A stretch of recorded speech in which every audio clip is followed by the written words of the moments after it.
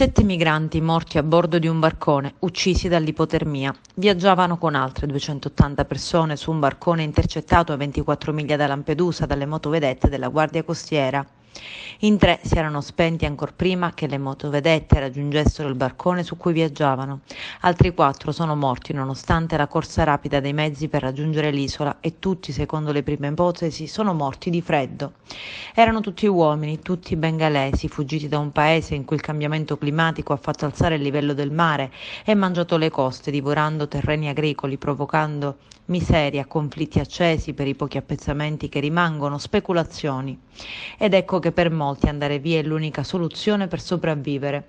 Quando i soccorsi sono arrivati attorno alle 3:30, per 3 persone non c'era più nulla da fare, altre 4 invece sono apparse subito in condizioni disperate perché sul Mediterraneo di notte si gela, giorni e giorni passati con i vestiti inzuppati dopo mesi. Se non anni di prigionia, violenze e schiavitù in Libia, senza mangiare e bere, possono essere fatali.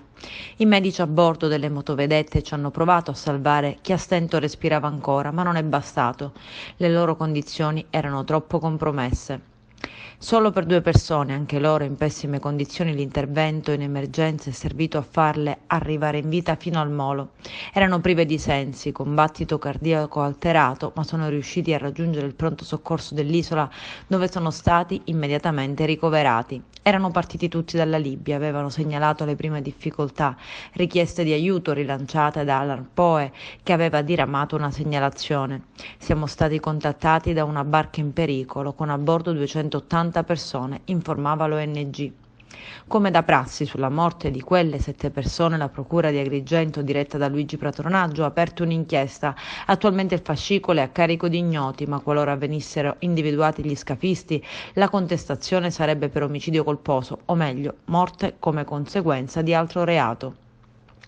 Sempre che, come spesso accade a condurre il barcone, non fosse uno dei disperati che tenta il viaggio costretto sotto minaccia a governare l'imbarcazione.